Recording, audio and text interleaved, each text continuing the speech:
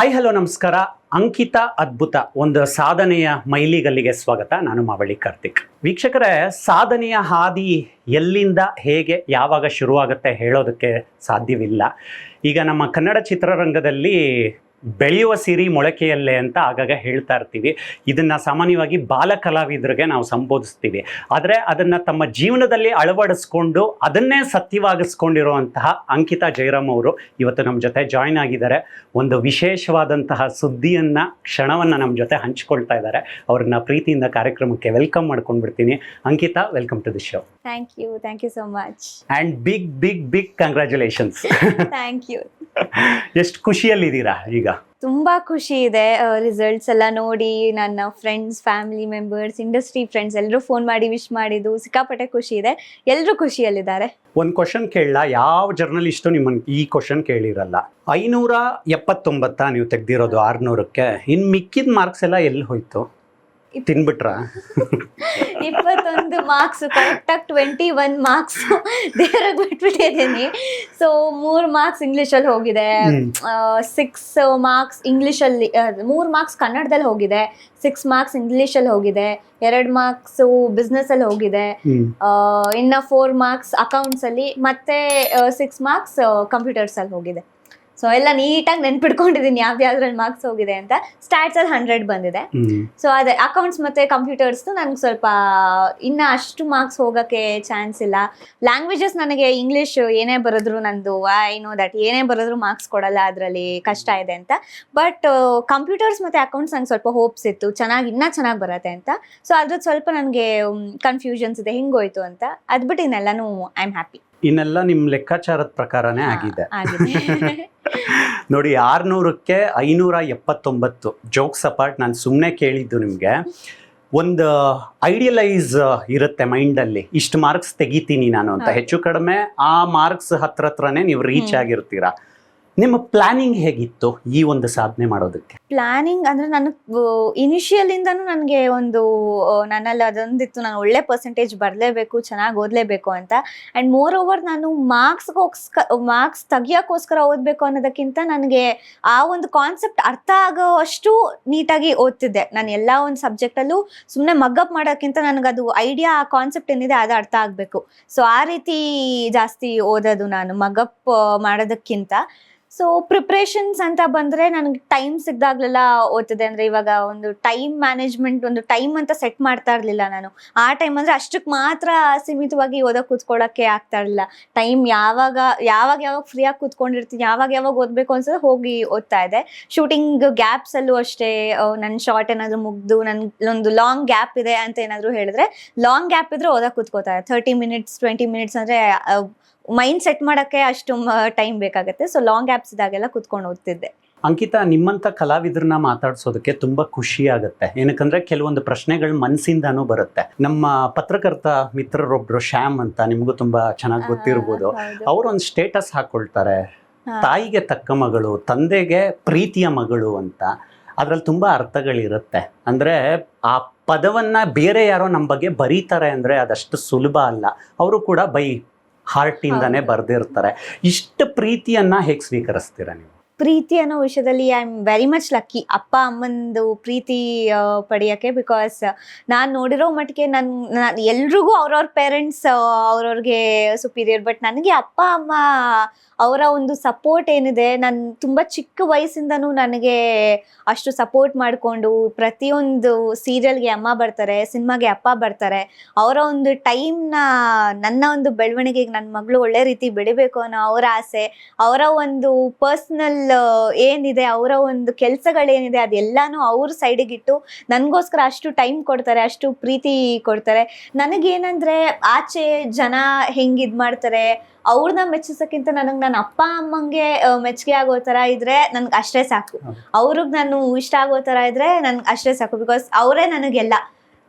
So ಅವರ ಒಂದು ಪ್ರೀತಿ ಪಡೆಯೋಕ್ಕೆ of course I am very much lucky. ಅಷ್ಟು ಪ್ರೀತಿನ ಅವ್ರ ಕಡೆಯಿಂದ ಪಡೆಯೋಕ್ಕೆ. ಕೆಲವೊಂದ್ಸಲ ಏನಾಗುತ್ತೆ ಅಂದರೆ ನಮ್ಮ ಡೈಲಿ ಲೈಫ್ಗಳಲ್ಲಿ ಯಾರೋ ಫೋನ್ ಮಾಡ್ತಾರೆ, ನಾವು ಫೋನ್ ಪಿಕ್ ಮಾಡೋಕ್ಕಾಗಿರಲ್ಲ, ಯಾವುದೋ ಒಂದು ಮೀಟಿಂಗಿಗೆ ಹೋಗಬೇಕಾಗಿರುತ್ತೆ, ನಾವು ಟೈಮಿಗೆ ಕರೆಕ್ಟಾಗಿ ಹೋಗಿರಲ್ಲ, 11 ಗಂಟೆಗೆ ಹೇಳಿದರೆ ನಾವು ಆರಾಮಾಗಿ 12:30ಗೆ ಹೋಗಿರ್ತೀವಿ. ನಮ್ಮ ಬಾಯಲ್ಲಿ ಆಗಾಗ ಕಾಮನ್ ಆಗಿ ಬರೋ ವರ್ಡು ನನ್ನ ಹತ್ರ ಟೈಮ್ ಇಲ್ಲ ಅಂತ, ಟೈಮ್ ಅಡ್ಜಸ್ಟ್ಮೆಂಟ್ ಮಾಡೋಕ್ಕಾಗ್ತಾ ಇಲ್ಲ, ಟೈಮ್ ಹೊಂದಿಸ್ಕೊಳಕ್ಕಾಗ್ತಾ ಇಲ್ಲ ಅಂತ. ನಿಮ್ಮ ಎರಡೂ ಸಾಧನೆಗಳು ತುಂಬ ವಿಶೇಷವಾಗಿ ಕಾಣಿಸುತ್ತೆ ನಮಗೆ ಈ ಟರ್ಮ್ ತೆಗೆದುಕೊಂಡಾಗ. ಟೈಮ್ಗೆ ನಿಮ್ಮನ್ನು ನೀವು ಅಳವಡಿಸ್ಕೊಂಡಿರೋ ಬಗೆ ಹೇಗೆ? ಟೈಮ್ ಅಂದರೆ ನನಗೆ ಇವಾಗ ಓದೋದ್ರಲ್ಲಿ ನನಗೆ ಒಂದೊಂದು ಸೆಕೆಂಡು ಇಂಪಾರ್ಟೆಂಟ್ ಆಗುತ್ತೆ. ಶೂಟಿಂಗಲ್ಲಿ ಪ್ರಾಬಬ್ಲಿ ಅವಾಗ ಟೈಮ್ ಮ್ಯಾನೇಜ್ಮೆಂಟ್ ಮಾಡೋಕೆ ಆ್ಯಕ್ಚುಲಿ ಕಷ್ಟ ಆಗುತ್ತೆ. ಯಾವಾಗ ನನ್ನ ಸೀನ್ಸ್ ಇರುತ್ತೆ, ಯಾವಾಗ ಇದು ಮಾಡುತ್ತೆ, ಹೋಗಬೇಕು, ನಾನು ಶಾರ್ಟ್ಗೆ ಹೋಗಬೇಕು ಗೊತ್ತಿರಲ್ಲ ನನಗೆ. ಅವ್ರು ಕರೆದಿದ ತಕ್ಷಣ ನಾನು ಹೋಗೋಕೆ ರೆಡಿ ಇರಬೇಕು. ಬಟ್ ಶೂಟಿಂಗ್ ಎಲ್ಲ ಮುಗಿದ ಮೇಲೆ ನಾನು ಪ್ರಾಬ್ಲಿ ಒಂದು ಸೆಕೆಂಡು ನಾನು ವೇಸ್ಟ್ ಮಾಡಲ್ಲ. ನನ್ನ ಪ್ರಕಾರ ಓದೋ ಟೈಮಲ್ಲಿ ನಾನು ಏನೋ ತಿನ್ನಬೇಕು, ಊಟ ಮಾಡಬೇಕು ಅಂದರೆ ಅದು ಟೈಮ್ ವೇಸ್ಟ್ ಮಾಡ್ದಂಗೆ. ಎಕ್ಸಾಮ್ ಟೈಮಲ್ಲಂತೂ ನಾನು ಯಾವ್ಯಾವ ಟೈಮ್ಗೆ ಏನೇನು ಮಾಡ್ಬೇಕು ನನ್ನದೇ ಒಂದು ಸ್ಕೆಡ್ಯೂಲ್ ಇತ್ತು. ನಾನು ಇವಾಗ ಓದಕ್ಕೆ ಕೂತ್ಕೊಂಡ್ರೆ ನಾನು ಇಷ್ಟು ಗಂಟೆಗೆ ಎದೊಳ್ಬೇಕು, ನಂಗೆ ಹೊಟ್ಟೆ ಹಸ್ವಾದ್ರೂ ನಾನು ಆ ಕಡೆ ಹೋಗ್ತಾ ಇರಲಿಲ್ಲ. ನನ್ನ ಮೈಂಡು ಇಷ್ಟು ಗಂಟೆಗೆ ಇಷ್ಟು ಮುಗಿಸ್ಬೇಕು ಅಂದರೆ ಅಷ್ಟು ಚಾಪ್ಟರ್ಸ್ ಮುಗಿಸಿ ಇಟ್ಟಿರಬೇಕು. ಆಮೇಲೆ ನಾನು ದೊಡ್ಡ ಬ್ರೇಕೇ ತಗೋತಿದ್ದೆ. ಆರಾಮಾಗಿ ಊಟ ಮಾಡಿಕೊಂಡು ಸ್ವಲ್ಪ ಟಿ ವಿ ಅದು ಇದು ನೋಡಿಕೊಂಡು ಫ್ರೆಶ್ ಅಪ್ ಆಗಿ ಮತ್ತೆ ಓದಕ್ಕೆ ಕೂತ್ಕೋತಾ ಇದೆ. ಸೊ ಓದೋ ವಿಷಯದಲ್ಲಿ ಅಂತೂ ಟೈಮಲ್ಲಿ ನಾನು ಯಾವತ್ತೂ ಕಾಂಪ್ರಮೈಸ್ ಆಗಲಿಲ್ಲ. ಅಕಸ್ಮಾತ್ ನನಗೆ ಆಚೆ ಶೂಟ್ ಇದ್ರು, ನಾನು ಇವತ್ತು ಇದನ್ನು ಮುಗಿಸ್ಬೇಕು ಅಂತ ನಾನು ಏನು ಟಾಸ್ಕ್ ಹಾಕೊಂಡಿರ್ತೀನಿ, ಏನೇ ಶೂಟಿಂಗ್ ಇದ್ರು ಏನೇ ಇದು ಮಾಡಿದ್ರು ಬಂದು ಅಷ್ಟನ್ನು ಮುಗಿಸ್ಬಿಡ್ತೀನಿ. ಇಲ್ಲಾಂದ್ರೆ ನಂಗೆ ನಿದ್ದೆನೂ ಬರಲ್ಲ. ಅದೊಂದು ನನ್ನಲ್ಲೇ ಇರತ್ತೆ, ಇದು ಮಾಡಿಲ್ಲ ಅಂತ. ಸೊ ಟೈಮ್ ಮ್ಯಾನೇಜ್ಮೆಂಟಲ್ಲಿ ಹಾಗೆ ಏನೇ ಇದು ಮಾಡಿದ್ರು ನಾನು ಏನು ಅನ್ಕೊಂಡಿರ್ತೀನಿ ಸ್ಟ್ರಿಕ್ಟಾಗಿ ಅದನ್ನು ಮಾಡ್ತೀನಿ. ನೀವು ಯಾವುದಾದ್ರೂ ಟೈಮ್ ಟೇಬಲ್ ಫಾಲೋ ಮಾಡ್ತೀರಾ? ಇಲ್ಲ, ಟೈಮ್ ಟೇಬಲ್ ಹಾಕೊಂಡಿರ್ತೀನಿ ಅಷ್ಟೇ, ಫಾಲೋ ಮಾಡಕ್ಕಂತೂ ಆಗಲ್ಲ. ಅಂದ್ರೆ ಇನಿಷಿಯಲಿ ಜೋಶ್ ಇರತ್ತಲ್ಲ, ಬೋರ್ಡ್ ಶುರು ಆಗಿದ್ದ ತಕ್ಷಣ ಇವಾಗ 4 ಗಂಟೆಗೆ ಎದ್ದೇಳ್ತೀನಿ, 4 to 6 ಇದನ್ನ ಮಾಡ್ತೀನಿ, 6 to 8 ಅದು ಮಾಡ್ತೀನಿ, ಹಂಗೆಲ್ಲ ಸುಮ್ಮನೆ ನಮ್ಮ ಫ್ರೆಂಡ್ಸ್ ಎಲ್ಲ ಮಾತಾಡ್ಕೊಂಡು ಅನ್ಕೋತೀವಿ. ಬಟ್ ಆ ಥರ ನಾನು 10th ಇಂದನೂ ನಾನು ಹಂಗೆ 1-2 ಸಲ ಪ್ಲಾನ್ ಮಾಡಿದ್ದೀನಿ ಹೊರತು ಯಾವತ್ತೂ ಎಕ್ಸಿಕ್ಯೂಟ್ ಆಗಿಲ್ಲ. ಅದು ಹಂಗೆ ಪ್ಲಾನ್ ಮಾಡ್ಕೊಂಡು ಓದೋದಕ್ಕಿಂತ ನನಗೆ ಇವಾಗ ನಾನು ಏನು ನನ್ನ ತಲೆಯಲ್ಲಿ ಏನು ಫಿಕ್ಸ್ ಮಾಡ್ಕೊಂಡಿರ್ತೀನಿ ಹಂಗೆ ಓದಿದ್ರೆ ನನಗೆ ಆ್ಯಕ್ಚುಲಿ ಹೆಲ್ಪ್ ಆಗೋದು. ನನಗೆ ಕೆಲವರು ಬೆಳಗಿನ ಜಾವ ಎದ್ದು ಓದಿದ ತಕ್ಷಣ ಅವ್ರಿಗೆ ತುಂಬ ಗ್ರಾಸ್ಪಿಂಗ್ ಪವರ್ ಇರುತ್ತೆ. ಬಟ್ ನಾನು ಬೆಳಗ್ಗೆ ನನಗಾಗಲ್ಲ ಓದೋಕ್ಕೆ. ನಂಗೆ ರಾತ್ರಿ ಎಷ್ಟೊತ್ತಾದ್ರೂ ಪರವಾಗಿಲ್ಲ, ಇಡೀ ರಾತ್ರಿ ಕುತ್ಕೊಂಡು ಓದ್ಬಿಡ್ತೀನಿ. ಬಟ್ ಬೆಳಗ್ಗೆ ನನಗೆ ಹಂಗಾಗಲ್ಲ. ಸೊ ಬೆಳಗ್ಗೆ ನಾನು ಕಂಪ್ಲೀಟ್ ಫ್ರೆಶ್ ಮೈಂಡಲ್ಲಿ ಇರಬೇಕು. ಓದಿದ್ದೀನಿ, ನನಗೆ ಗೊತ್ತು, ನಾನು ಹೋಗಿ ಬರಿತೀನಿ ಅನ್ನೋ ಥರ ಆ ಥರ ನಂದು. ಸೊ ಹಾಗೆ ಸ್ಕೆಡ್ಯೂಲ್ ಮಾಡಿಕೊಂಡು ನನ್ನ ಟೈಮ್ ಟೇಬಲ್ ನಾನು ಯಾವತ್ತೂ ಬರ್ದು ಇಟ್ಕೊಳ್ಳಲ್ಲ. ನನಗೆ ಈ ದಿನದ ಟೈಮ್ ಟೇಬಲ್ ಆ ದಿನನೇ ಪ್ಲಾನ್ ಮಾಡ್ತೀನಿ, ಹಾಗೆ ಎಕ್ಸಿಕ್ಯೂಟ್ ಮಾಡಿಬಿಡ್ತೀನಿ ಅಷ್ಟೇ. ಒಬ್ಬರು ಹಿರಿಯ ಕಲಾವಿದರು ರಿಸಲ್ಟ್ ಬಂದ ತಕ್ಷಣ ಒಂದು ಪೋಸ್ಟ್ ಹಾಕ್ಕೊಳ್ತಾರೆ ಫೇಸ್ಬುಕ್ಕಲ್ಲಿ, ನಮ್ಮನೆ ಹುಡುಗಿ ಅಂಕಿತಾ 97% ಬಂದಿದ್ದಾಳೆ ಅಂತ. It's not an easy thing.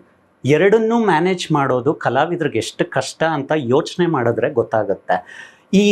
ಈಗ ಬರ್ತಾ ಇರುವಂಥ ರೆಸ್ಪಾನ್ಸ್ಗಳನ್ನೆಲ್ಲ ಹೇಗೆ ನೋಡ್ತಿದ್ದೀರಾ? ತುಂಬಾ ಖುಷಿ ಆಯ್ತು. ಫಸ್ಟ್ ಪ್ರಾಬಬ್ಲಿ ಅವರೇ ಅನ್ಸುತ್ತೆ ಪೋಸ್ಟ್ ಮಾಡಿರೋದು, ಶಶಿಕಲಾ ಮ್ಯಾಮ್ ಅವರು. ತುಂಬಾ ಖುಷಿ ಆಯ್ತು. ಅವರ ಒಂದು ಪೋಸ್ಟ್ಗೆ ಎಲ್ಲರೂ ರಿಯಾಕ್ಷನ್ ನೋಡಿ ಓ ಅಂತ. ಅಂದ್ರೆ ಫಸ್ಟ್ ರಿಸಲ್ಟ್ ಬಂದಾಗ ಟು ಬಿ ಹಾನೆಸ್ಟ್ ನನ್ಗೆ ನೋಡಿದ ತಕ್ಷಣ ಅಷ್ಟು ಖುಷಿನೇ ಆಗಲಿಲ್ಲ ನನಗೆ. ಓಕೆ 96.5 97% ಆಯಿತು. ನಾನು ಅಂದರೆ ನನಗೆ ಎಷ್ಟು ಮಾರ್ಕ್ಸ್ ಬಂದಿದೆ ಅನ್ನೋದಕ್ಕಿಂತ ಎಲ್ಲೆಲ್ಲಿ ಮಾರ್ಕ್ಸ್ ಹೋಗಿದೆ ಅನ್ನೋದ್ರಲ್ಲೇ ನಂದು ಕಣ್ಣು ಹೋಗಿದ್ದು. ಇಲ್ಲಿ ಹಿಂಗೋಯ್ತು, ಅಲ್ಲೇ ಹಿಂಗೋಯ್ತು ಅನ್ನೋ ಒಂದು ಗೊಂದಲದಲ್ಲೇ ಇದ್ದೆ ನಾನು. ಬಟ್ ಆಮೇಲೆ ಇಮಿಡಿಯೇಟಾಗಿ ಅವ್ರು ಪೋಸ್ಟ್ ಹಾಕಾದ್ಮೇಲೆ ಎಲ್ರಿಗೂ ರೀಚ್ ಆದಮೇಲೆ ಎಲ್ಲರೂ ಫೋನ್ ಕಾಲ್ಸು ಅದನ್ನೆಲ್ಲ ನೋಡಿ ಎಲ್ಲರೂ ವಿಷಸ್ ಕೇಳಿ ತುಂಬ ಖುಷಿ ಆಯಿತು. ಇಂಡಸ್ಟ್ರಿಯಲ್ಲೂ ಕೂಡ ಎಷ್ಟು ಚೆನ್ನಾಗಿ ಸಪೋರ್ಟ್ ಮಾಡಿ ವಿಶ್ ಮಾಡ್ತಾರೆ. ನನಗೆ ಮಂಡ್ಯ ರಮೇಶ್ ಸರ್ ಫೋನ್ ಮಾಡಿದರು, ಅಶ್ವಿನಿ ಮ್ಯಾಮ್ ಅವ್ರು ಫೋನ್ ಮಾಡಿದರು, ಹಾಗೆ ಒಂದಷ್ಟು ಜನ ಪ್ರೊಡ್ಯೂಸರ್ಸ್, ಡೈರೆಕ್ಟರ್ಸ್ ಎಲ್ಲರೂ ಮೆಸೇಜ್ ಮಾಡಿ ವಿಶ್ ಮಾಡಿ ಅವರ ಒಂದು ವಿಶಸ್ನ ತಿಳಿಸಿದ್ರು. ಅವ್ರದ್ದು ಒಂದು ಮೋಟಿವೇಶನ್, ಅವರೊಂದು ಮಾತುಗಳು ಕೇಳಿದಾಗಲೆಲ್ಲ ತುಂಬ ಖುಷಿ ಆಗತ್ತೆ. ಅದರಲ್ಲೂ ತುಂಬ ಲಕ್ಕಿ ನಾನು. ಪ್ರತಿಯೊಬ್ಬರು ಯಾವತ್ತೂ ಎದುರಿಗೆ ಭೇಟಿ ಆಗದೆ ಇದ್ರೂ ಕೂಡ ಅದು ಒಂದು ಅಪ್ರಿಸಿಯೇಷನ್ ಕೊಡೋಕ್ಕೆ 1 ನಿಮಿಷ ಆದರೂ ನಮ್ಮ ಮೇಲೆ ಇನ್ವೆಸ್ಟ್ ಮಾಡ್ತಾರಲ್ಲ, ದಟ್ ಈಸ್ ಆ್ಯಕ್ಚುಲಿ ಗ್ರೇಟ್. ಖುಷಿ ಆಗತ್ತೆ. ನಿಮ್ಗೀಗ ರಿಸಲ್ಟ್ ಬಂದಮೇಲೆ ತುಂಬ ಜನ ಇಂಡಸ್ಟ್ರಿಯಿಂದನೂ ಕಾಲ್ಸ್ ಮಾಡಿರ್ತಾರೆ ವಿಶ್ ಮಾಡೋದಕ್ಕೆ. ಮೋಸ್ಟ್ಲಿ ಸ್ವೀಟ್ ಬಾಕ್ಸ್ಗಳೆಲ್ಲ ಖಾಲಿ ಆಯಿತು ಅಂದ್ಕೊಳ್ಳೋಣ. ಹೌದು. ಒಂದು ಶಾಕ್ ಇದೆ, ಒಂದು ಸರ್ಪ್ರೈಸ್ ಇದೆ. ಅಂಕಿತಾ ಆ್ಯಕ್ಟ್ ಮಾಡಿಕೊಂಡೆ ಇಷ್ಟು ಮಾರ್ಕ್ಸ್ ತೆಗೆದುಬಿಟ್ಲಲ್ಲ ಅನ್ನುವಂಥ ಕ್ವಶನ್ ಮಾರ್ಕ್ ಕೂಡ ಇದೆ. ಅದೆಲ್ಲ ಹೇಗೆ ಕೇಳಿಸ್ತು ಈಗ? ಅಂದ್ರೆ ಎಷ್ಟು ಪಾಸಿಟಿವ್ ಇರುತ್ತೋ ಅಷ್ಟೇ ನೆಗೆಟಿವ್ ಕೂಡ ಇದ್ದೇ ಇರತ್ತೆ. ಅಂದ್ರೆ ಕೆಲವೊಂದು ಕಡೆ ನೋಡಿದಾಗ ಇಂಟರ್ನಲ್ಸ್ ಎಲ್ಲ 20-20 ಹೆಂಗ್ ಕೊಟ್ಬಿಟ್ರು, ಇವಳು ಆರ್ಟಿಸ್ಟ್ ಅಂತ ಪ್ರಾಬ್ಲಿ ಇಂಟರ್ನಲ್ಸ್ ಫುಲ್ ಕೊಟ್ಬಿಟ್ಟಿದ್ದಾರೆ. ಹೆಂಗೆ ಈ ಹುಡುಗಿ ಕಾಲೇಜ್ಗೆ ಹೋಗಲ್ಲ, ಅದ್ ಹೆಂಗ್ 97 ಬಂದ್ಬಿಡ್ತು ಅಂತ ನಾನು ಆಕ್ಚುಲಿ ಎಷ್ಟು ಪಾಸಿಟಿವ್ ನೋಡ್ತೀನೋ ನೆಗೆಟಿವ್ನು ಅಷ್ಟೇ ನೋಡ್ತೀನಿ. ಹಿಂಗ್ ಹೇಳಿದಾರ ಹಂಗೆ ಹೇಳಿದಾರೆ, ಪ್ರತಿಯೊಂದು ನನ್ನ ಬಗ್ಗೆ ಏನೇ ಹಾಕಿದ್ರು ನಾವು ಅಪ್ಪ ಆಗ್ಲಿ ಅಮ್ಮ ಆಗ್ಲಿ ನಾನಾಗ್ಲಿ ಎಲ್ಲಾನು ಸೂಕ್ಷ್ಮವಾಗಿ ಗಮನಿಸ್ತೀವಿ. ಸೊ ಇವಾಗ ಪಾಸಿಟಿವ್ ಬಿಟ್ಟು ನೆಗೆಟಿವ್ ಕಡೆ ಹೇಳೋದಾದ್ರೆ ಈಸಿಯಾಗಿ ಹೇಳ್ಬಿಡ್ತಾರೆ ಅವಳ ಆರ್ಟಿಸ್ಟ್ 20 ಕೊಟ್ಬಿಡ್ತಾರೆ ಅಂತ. ಆ ಪ್ರಾಸೆಸ್ಸೇ ಹಂಗಿರಲ್ಲ. ಕಾಲೇಜಸ್ ಅಲ್ಲಿ ಇಂಟರ್ನಲ್ಸ್ ಕೊಡ್ಬೇಕಾರೆ ನಮ್ಗೆ ಪ್ರತಿಯೊಂದು ಟೆಸ್ಟ್ ಅಲ್ಲಿ 40 ಮಾರ್ಕ್ಸ್ ಟೆಸ್ಟ್ ಬರೀತೀನಿ, ಮಿಡ್ ಟರ್ಮ್ಸ್ ಅಲ್ಲಿ 80 ಮಾರ್ಕ್ಸ್ ಬರೀತೀನಿ. ಆ 40 ಮಾರ್ಕ್ಸ್ ನಾನು 40 ಇಲ್ಲ 39 ತೆಗೆದ್ರೆ 80 ಮಾರ್ಕ್ಸ್ಗೆ 79 ಇಲ್ಲ 80 ತೆಗೆದ್ರೆ ಮಾತ್ರ ನನ್ಗೆ 20 ಬರೋದು. ಸೊ ನಾನು ಫಸ್ಟ್ PU ಇಂದಾನು ಎಲ್ಲೂ ಇದು ಟೆಸ್ಟ್ ಇದು ಮಿಡ್ ಟರ್ಮ್ ಕಾನ್ಸಂಟ್ರೇಟ್ ಮಾಡೋದು ಬೇಡ ಅಂತ ನನ್ ತಲೆಯಲ್ಲಿ ಬಂದೇ ಇಲ್ಲ. ಪ್ರತಿಯೊಂದು ಟೆಸ್ಟ್ ಅಲ್ಲೂ ನನ್ನ ಎಫರ್ಟ್ಸ್ ಅಷ್ಟೇ ಇತ್ತು. 40ನೇ ಬರ್ತಾ ಇತ್ತು, 80ನೇ ಬರ್ತಾ ಇತ್ತು. ಯಾವ್ದ್ರಲ್ಲೂ ನಾನು ಕಾಂಪ್ರಮೈಸ್ ಆಗಿ ಇಲ್ಲಿವರೆಗೂ ನನಗೆ ಲೀಸ್ಟ್ ಮಾರ್ಕ್ಸ್ ಅಂತ ಬಂದಿರೋದು 100ಗೆ ಪ್ರಾಬ್ಲಿ 95 94 ಅನ್ಸುತ್ತೆ. 40ಗಂತೂ ನಾನು ಯಾವತ್ತೂ ಕಡಿಮೆ ತೆಗ್ದೇ ಇಲ್ಲ. ಆನ್ ಇದು 40 ಬರ್ತಾನೆ ಇತ್ತು. ಸೊ ಅದರಿಂದ ನನಗೆ 20 ಮಾರ್ಕ್ಸ್ ಇಂಟರ್ನಲ್ಸ್ ಏನಿದೆ ಅದು ನನಗೆ ಸಿಕ್ಕಿದೆ. ಅಂಡ್ ಮೋರ್ ಓವರ್ ಅದು ಟೀಚರ್ಸ್ ಇಂಟರ್ನಲ್ಸ್ ಕೊಡೋದಲ್ಲ, ಅದು ಕಂಪ್ಯೂಟರ್ಸ್ ಅಲ್ಲಿ ನಮ್ಮ ಈ ಒಂದು ಪ್ರಾಸೆಸ್ ಏನಿದೆ ನಮ್ಗೆ ಆಕ್ಟಿವಿಟೀಸ್ ಅದು ಇದು ಎಲ್ಲ ಕೊಡ್ತಾರೆ. ಅದು ಮತ್ತೆ ಇದನ್ನ ಕನ್ಸಿಡರ್ ಮಾಡಿ 10 and 10 ಅಂತ ಡಿವೈಡ್ ಮಾಡಿ ಅವರು ಸ್ಯಾಟ್ ಪೋಲಲ್ಲಿ ಏನೋ ಮಾರ್ಕ್ಸ್ ಕೊಡೋದು. ಅಂಡ್ ಈ ಕಡೆ ಕಾಲೇಜ್ಗೆ ಹೋಗದೆ ಹೆಂಗ್ ಮಾಡಿದ್ರು ಅಂದ್ರೆ ಎಷ್ಟೊಂದ್ ಜನ ಎಕ್ಸಾಂಪಲ್ಸ್ ಇದ್ದಾರೆ. ಮನೇಲೇ ಕುತ್ಕೊಂಡು ನಾನು ಇದ್ರ ಬಗ್ಗೆ ಹೇಳ್ಬೇಕಂದ್ರೆ ನಾನು ಬರೀ ಆಕ್ಟಿಂಗ್ ಮಾಡ್ತಾ ಇದ್ದೀನಿ. ನನ್ಗೆ ಅಲ್ಲೆಲ್ಲಾ ರೀತಿ ಅನುಕೂಲಗಳಿವೆ, ಚೆನ್ನಾಗಿ ನೋಡ್ಕೋತಾರೆ, ಊಟ ತಿಂಡಿ ಎಲ್ಲ ಟೈಮ್ ಟು ಟೈಮ್ ಕೊಡ್ತಾರೆ. ಎಷ್ಟೋ ಜನ ಮಕ್ಕಳು ಮನೆ ಕೆಲಸ ಮಾಡ್ಕೊಂಡು ಚಿಕ್ಕ ವಯಸ್ಸಲ್ಲೇ ಅವ್ರ ಅಪ್ಪ ಅಮ್ಮಂಗೆ ಹೆಲ್ಪ್ ಮಾಡಕ್ಕೆ ಎಲ್ಲೋ ಕೆಲಸಗಳು ಮಾಡ್ಕೊಂಡು ಏನೇನೋ ಬೇರೆ ರೀತಿ ಎಲ್ಲ ಕಷ್ಟಪಟ್ಟು ಅವ್ರು ಇನ್ನೂ ಎಫರ್ಟ್ಸ್ ಹಾಕಿ ಮಾಡ್ತಾ ಇದ್ದಾರೆ. ಅಂದ್ರೆ ಅವ್ರಿಗೆ ಅರ್ನ್ ಮಾಡೋ ಪರ್ಪಸ್ಗೋಸ್ಕರ ಅವ್ರು ಅಷ್ಟೆಲ್ಲ ಕಷ್ಟಪಟ್ಟು ಅಂಥ ಮಕ್ಕಳು ಎಷ್ಟೋ ಪರ್ಸೆಂಟೇಜ್ ತೊಗೊಂಡಿರೋಂಥ ಉದಾಹರಣೆಗಳು ಇದೆ.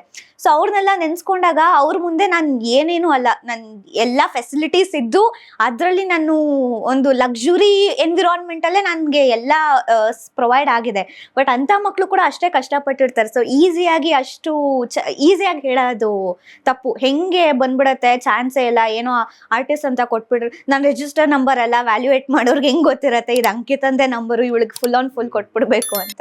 ಸೊ ಅದನ್ನೆಲ್ಲ ನೋಡಿದಾಗ ಒಂದೊಂದ್ಸಲ ನಗು ಬರುತ್ತೆ. ಅದು ಏನ್ ಇಷ್ಟು ಈಸಿಯಾಗಿ ಹೇಳ್ಬಿಡ್ತಾರಲ್ಲ ಇವ್ರಿಗೆ, ಇಡೀ ವರ್ಷ ಕುತ್ಕೊಂಡು ನಾವು ಕಷ್ಟಪಟ್ಟು ಓದಿರ್ತೀವಿ ಅಂತ.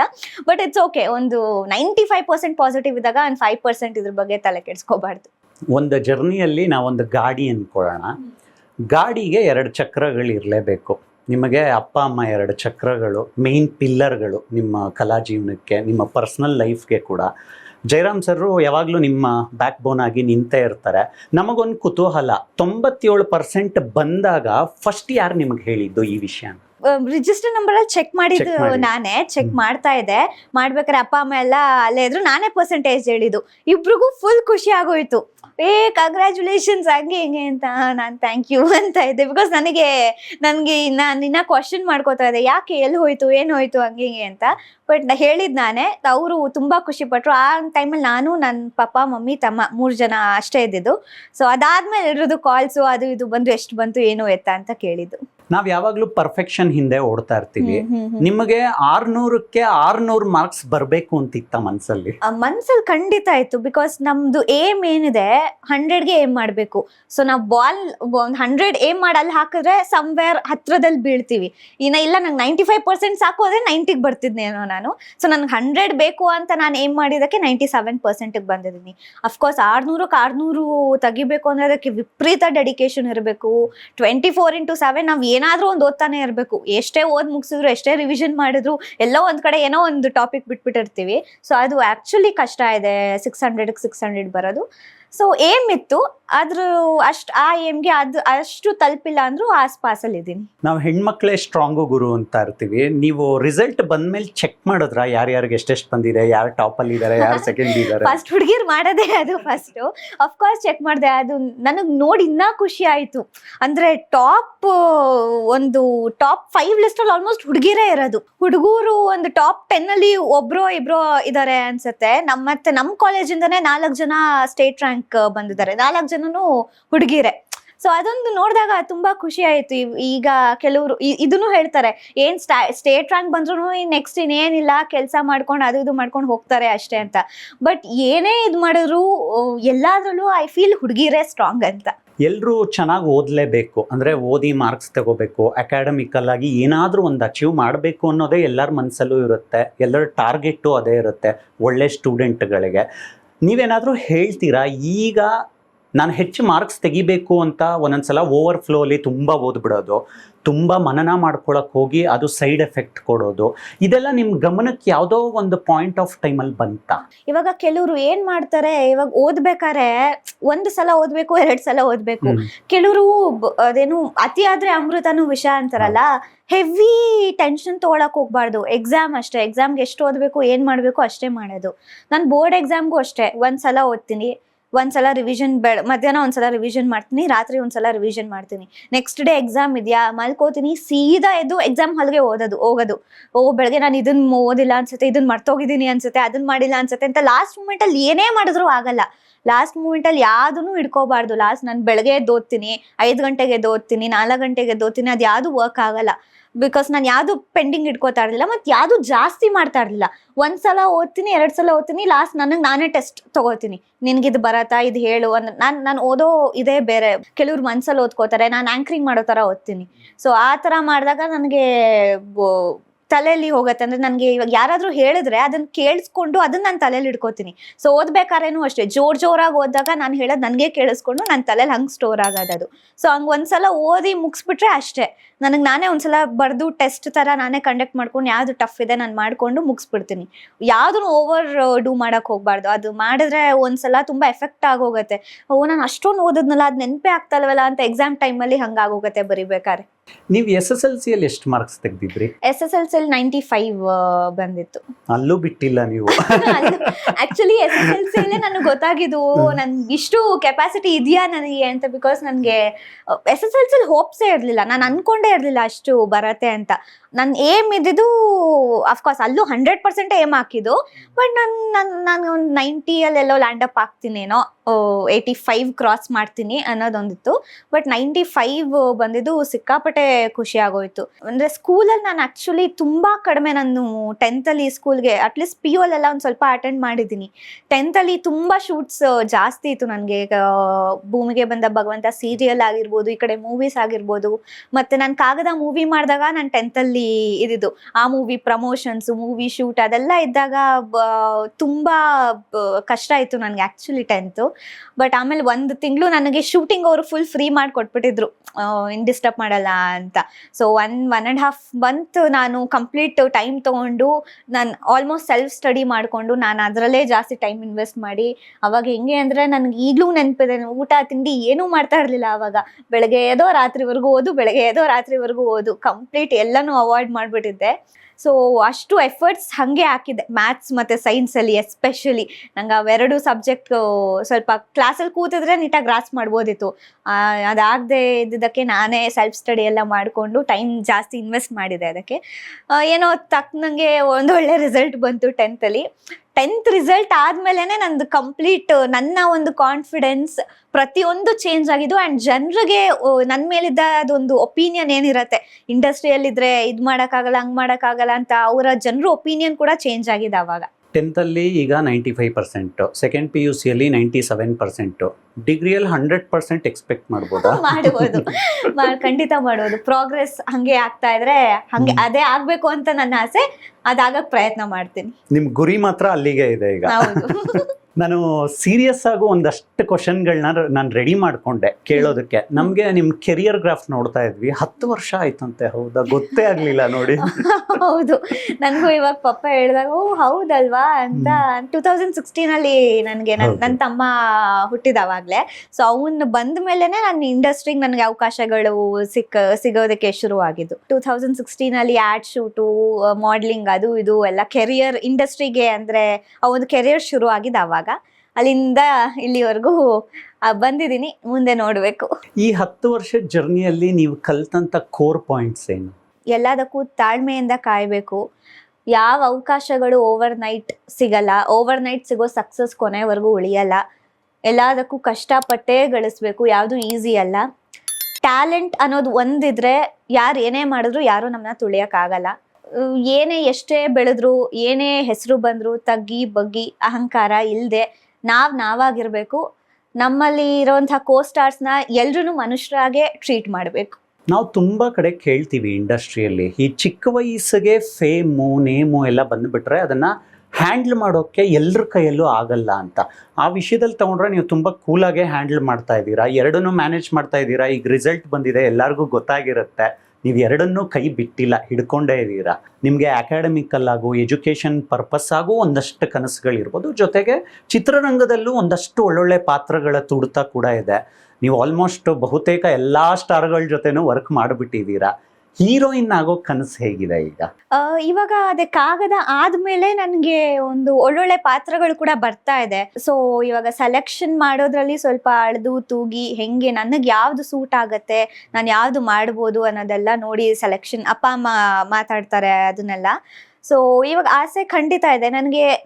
ಹೀರೋಯಿನ್ ಅನ್ನೋದಕ್ಕಿಂತ ಒಂದು ಸಿನಿಮಾದಲ್ಲಿ ಆ ಪಾತ್ರಕ್ಕೆ ಆತ್ಮ ಆಗುವಂಥ ಕ್ಯಾರೆಕ್ಟರ್ ನಾನು ಮಾಡಬೇಕು. ನನ್ನಿಂದ ಅದೊಂದು ಕಥೆಯಲ್ಲಿ ಏನೋ ಒಂದು ಆಗತ್ತೆ, ಆ ಒಂದು ಕಥೆಗೆ ಮುಖ್ಯವಾದ ಅಂಶನೇ ನಾನು ಅನ್ನೋವಂಥ ಪಾತ್ರಗಳು ಸಿಕ್ಕಿದಾಗ ಆ ಪಾತ್ರನೇ ಹೀರೋಯಿನ್ ಎಲ್ಲ ಆಗ್ಬಿಡತ್ತೆ. ಸೊ ಅಂತಹ ಪಾತ್ರಗಳು ಸಿಕ್ಕಿದ್ರೆ ತುಂಬಾ ಖುಷಿ ಮಾಡೋದಕ್ಕೆ. ನಿಮ್ಮ ಮಾರ್ಕ್ಸ್ಗಳು ನೋಡಿದ್ರೆ ನಮ್ಗೊಂದೊಂದ್ಸಲ ಅನ್ಸುತ್ತೆ, ಈ ಜಾಸ್ತಿ ಮಾರ್ಕ್ಸ್ ತೆಗಿಯೋರು ತುಂಬಾ ಅಬ್ಸರ್ವೇಷನಲ್ ಮನಸ್ಥಿತಿಯಲ್ಲಿ ಇರ್ತಾರೆ ಅಂತ. ಅಂದ್ರೆ ನಮ್ಮ ಸುತ್ತಮುತ್ತ ಏನಾಗ್ತಾ ಇದೆ ಅನ್ನೋದನ್ನು ಅಬ್ಸರ್ವ್ ಮಾಡ್ತಾ ಇರ್ತಾರೆ. ಇಂತಹ ಒಂದು ಹೈಯರ್ ಎಂಡ್ ಮಾರ್ಕು ಅಷ್ಟು ಈಸಿಯಾಗಿ ಸಿಕ್ಬಿಡೋದಿಲ್ಲ, ಅದಕ್ಕೆ ಅದರದೇ ಆದಂಥ ಪ್ರಯತ್ನ ಇರುತ್ತೆ. ನೀವು ಈಗ ತಾನೇ ಮಾತನಾಡುವಾಗ ಹೇಳ್ತಾ ಇದ್ರಿ, ಸುಮ್ಮನೆ ಎಲ್ಲೋ ನಿಂತ್ಕೊಂಡು ಮಾತಾಡೋದು ಈಸಿ, ಅಯ್ಯೋ ಇಷ್ಟು ಬಂದ್ಬಿಡ್ತಲ್ಲ ಮಾರ್ಕ್ಸು ಅಂತ. ಆದರೆ ಅದ್ರ ಹಿಂದಿರೋ ಪರಿಶ್ರಮಗಳು, ಅದ್ರ ಹಿಂದಿರೋ ನೀವು ಕಾಪಾಡ್ಕೊಂಡಿರೋ ತಾಳ್ಮೆಗಳು ಯಾರಿಗೂ ಕೂಡ ಕಾಣಿಸಲ್ಲ. ಇಂಡಸ್ಟ್ರಿಯಲ್ಲಿ ಯಾವತ್ತಾದರೂ ಆ ಥರ ಬಂತ, ಏನೋ ಅಂಕಿತಾ ಆ್ಯಕ್ಟು ಮಾಡ್ತಾಳೆ, ಈ ಕಡೆ ಓದ್ತಾಳೆ, ಆ ಥರ ಏನಾದರೂ ನಿಮ್ಮ ಕಿವಿಗೆ ಬಿತ್ತ? ಹೌದು, ಇಂಡಸ್ಟ್ರಿಯಲ್ಲೂ ಹೌದು. ನನ್ನ ತುಂಬಾ ಗೊತ್ತಿರೋರು, ಪರಿಚಯ ಇರೋರು, ಫ್ಯಾಮಿಲಿ, ಫ್ರೆಂಡ್ಸು, ಪ್ರತಿಯೊಂದು ಕಡೆಯಿಂದನೂ ಇದು ಇತ್ತು. ಚಿಕ್ಕ ಹುಡುಗಿ ಈಗಲೇ ಸಿನಿಮಾ ಸೀರಿಯಲ್ ಅನ್ಕೊಂಡಿದ್ರೆ ಇನ್ನು ಓದಿ ದಬಾಕ್ತಂಗೆ ಈ ಹುಡುಗಿ, ಅದೇನ್ ಮಾಡ್ತಾಳೋ ಮುಂದಕ್ಕೆ, ಅದೇನು ಓದ್ತಾಳೋ, ಒಂದು ದಿನ ಸ್ಕೂಲ್ಗೆ ಹೋಗಿದ್ ನೋಡಿಲ್ಲ, ಒಂದು ದಿನ ಕಾಲೇಜ್ಗೆ ಹೋಗೋದು ನೋಡಿಲ್ಲ. ನಾನು ಸ್ಕೂಲ್ಗೆ ಹೋಗೋದು, ನಾನು ಕಾಲೇಜ್ಗೆ ಹೋಗೋದು, ನೀವೇಂತಕ್ ನೋಡ್ತೀರಾ? ನನಗೆ ಗೊತ್ತು ನಾನು ಯಾವಾಗ ಹೋಗ್ತೀನಿ, ನಾನು ಯಾವಾಗ ಓದ್ತೀನಿ ಅಂತ. ಮತ್ತೆ ತುಂಬಾ ರೀಸೆಂಟ್ ಆಗೂ ಇದನ್ನೆಲ್ಲ ಕೇಳಿದೀನಿ ನಾನು. 10th ರಿಸಲ್ಟ್ ಆದ್ಮೇಲೂ ಕೇಳಿದೀನಿ. ಅಂದ್ರೆ ಎಷ್ಟೇ ಇದು ಬಂದ್ರು ಜನರಿಗೆ ಕೆಲವೊಬ್ರಿಗೆ ಸಮಾಧಾನ ಅನ್ನೋದೇ ಇಲ್ಲ. ಸೊ ಇದನ್ನೆಲ್ಲ ಕೇಳಿದಾಗ ಒಂದು ಕಡೆ ನಾನು 10th ಮುಂಚೆ ಈ ಮಾತುಗಳೆಲ್ಲ ಕೇಳಿದಾಗ ಎಷ್ಟು ನನ್ನ ಪೇರೆಂಟ್ಸು ಕೂಡ ತುಂಬಾ ನೊಂದ್ಬಿಟ್ಟಿದ್ರು. ಕೆಲವೊಬ್ರು ಹೇಳಿದ ಮಾತುಗಳನ್ನೆಲ್ಲ ಕೇಳಿ, ಅದೇನು ಮಾಡಿಸ್ತಾರೋ, ಅದೇನು ಮಾಡ್ತಾಳೋ ಇವಳು, ನೋಡ್ಬಿಡ್ತೀವಿ ಹಂಗೆ ಹಿಂಗೆ ಅಂತ ತುಂಬಾ ಹಾರ್ಶ್ ಆಗೇ ಹೇಳಿದ್ರು. ಅದು ನಾನು ತುಂಬಾ ಚಿಕ್ಕ ಹುಡುಗಿ ಇದ್ದಾಗಲೇ ನಾನು ಅದನ್ನೆಲ್ಲ ಕೇಳಿದ್ದೆ. ಇವ್ರು ಹಿಂಗೆ ಹೇಳ್ಬಿಟ್ರಲ್ಲ ಅಂತ ಅದೊಂದು ನನ್ಗೆ ಆಗ್ಲಿಂದನೂ ಮನ್ಸಲ್ಲಿ ಕುತ್ಕೊಂಡ್ಬಿಟ್ಟಿತ್ತು, ಗಟ್ಟಿಯಾಗಿ ಕುತ್ಕೊಂಡ್ಬಿಟ್ಟಿತ್ತು. ನಾನು ಏನೂ ಮಾತಾಡಬಾರ್ದು, ನನ್ನ ಒಂದು ಆಕ್ಷನ್ ಏನೂ ಕೊಡಬಾರ್ದು, ನನ್ನ ಪರಿಶ್ರಮನೇ ಅವ್ರಿಗೆ ಉತ್ತರ ಆಗ್ಬೇಕು ಅಂತ 10th ಅಲ್ಲಿ ಅಷ್ಟು ಕಷ್ಟಪಟ್ಟು ಅಷ್ಟು ಪರಿಶ್ರಮ ಹಾಕಿ ಒಂದೊಳ್ಳೆ ರಿಸಲ್ಟ್ ಬಂದಿದ್ದು. ಆ ರಿಸಲ್ಟ್ ಬಂದ ಮೇಲೆ ಎಷ್ಟು ಚೇಂಜಸ್ ಆಯ್ತು ಅಂದ್ರೆ, ಜನರು ಅದೇ ಹೇಳ್ದಂಗೆ ಜನರು ಒಪಿನಿಯನು, ಮಾತಾಡ್ಸೋ ರೀತಿ, ನಮ್ಮನ್ನ ನೋಡೋ ರೀತಿ, ಪ್ರತಿಯೊಂದು ಹಿಂಗಿದ್ದು ಹಿಂಗೆ ಫ್ಲಿಪ್ ಆಗೋಯ್ತು. ಅಂದ್ರೆ ತುಂಬಾ ಈಸಿ ಕಮೆಂಟ್ ಮಾಡೋದು. ಏನು ಒಂದಿನ ಸ್ಕೂಲ್ಗೆ ಹೋಗ್ಲಿಲ್ಲ, ಏನ್ ಓದ್ತಾಳೆ, ಏನ್ ಮಾಡ್ತಾಳೆ, ಸ್ಕೂಲ್ಗೆ ಹೋಗ್ಲಿಲ್ಲ ಅಂದ್ರೂ ನನಗೆ ಓದೋ ಕೆಪಾಸಿಟಿ ಇದೆ ಅಂತಾನೆ ನಮ್ಮ ಅಪ್ಪ ಅಮ್ಮ ನನ್ನ ಇಷ್ಟು ಸಪೋರ್ಟ್ ಮಾಡಿ ಇಂಡಸ್ಟ್ರಿಗೆ ಬಿಟ್ಟಿರೋದು. ಪ್ರಾಬ್ಲಿ ನಾನು ಇಂಡಸ್ಟ್ರಿಗೆ ಬಂದಾದ್ಮೇಲೆ ಈ ಕಡೆ ಓದಿನ ಕಡೆ ಕಂಪ್ಲೀಟ್ ಬಿಟ್ಟಿದ್ರೆ ಅವ್ರಿಗೂ ಒಂದು ಗೊತ್ತಾಗತ್ತೆ, ಯಾರೋ 3ನೇ ವ್ಯಕ್ತಿನೇ ನೀವು ನನ್ನ ಬಗ್ಗೆ ಅಷ್ಟೊಂದು ಕೇಳ್ಕೊಂಡು ಏನ್ ಮಾಡ್ತೀಯ ಏನು ಅಂತ ಯಾವ್ದೋ 3rd ಪರ್ಸನ್ಗೆ ನನ್ನ ಮೇಲೆ ಅಷ್ಟು ಕಾಳಜಿ ಇರ್ಬೇಕಾರೆ ನಮ್ಮ ಅಪ್ಪ ಅಮ್ಮಂಗೆ ನನ್ನ ಮೇಲೆ ಇರಲ್ವಾ? They know what they are doing. ನನಗೆ ಅಷ್ಟು ಸಪೋರ್ಟ್ ಮಾಡಿದೆ ಆ ಒಂದು ರೀಸನ್ಗೆ.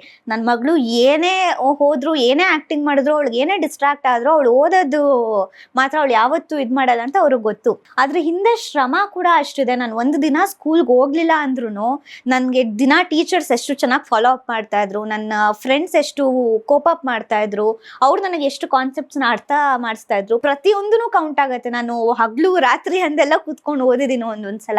ಇದನ್ನೆಲ್ಲ ನೆನ್ಸ್ಕೊಂಡಾಗ ಪ್ರಾಬ್ಲಿ ನನ್ನಲ್ಲೇ ಅದೊಂದು ಹುಮ್ಮಸ್ ಬಂದ್ಬಿಡ್ತು. ನನಗೆ ಹಿಂಗೆ ಹೇಳ್ಬಿಟ್ರಲ್ಲ, ನಾನು ಏನು ಅಂತ ತೋರಿಸ್ತೀನಿ ಇವ್ರಿಗೆ ಅನ್ನೋದು ನನಗೆ ಆಗ್ಲಿಂದನೇ ಬಂದ್ಬಿಟ್ಟಿತ್ತು. ಇಷ್ಟೊಂದೆಲ್ಲ ಕಮೆಂಟ್ ಮಾಡ್ತಾರೆ, ನಮ್ಗೆ ಗೊತ್ತಿರೋರೇ ಹಿಂಗೆ ಹೇಳ್ಬಿಟ್ರೆ ಇನ್ ಯಾರೋ ಎಲ್ಲೋ ಕುತ್ಕೊಂಡು ನೋಡ್ತಾರ ಅವ್ರಿಗೂ ಅದೇ ಮೈಂಡ್ ಸೆಟ್ ಬರುತ್ತೆ, ಇನ್ನೇನ್ ಮಾಡ್ತಾಳೆ ಹುಡುಗಿ ಹಂಗೆ ಹಿಂಗೆ ಅಂತಲ್ಲ. ಸೊ ಅವ್ರಿಗೆಲ್ಲ ಒಳ್ಳೆ ಉತ್ತರನೇ ಕೊಟ್ಟಿದ್ದೀನಿ ಅಂತ ಅನ್ಕೋತೀನಿ.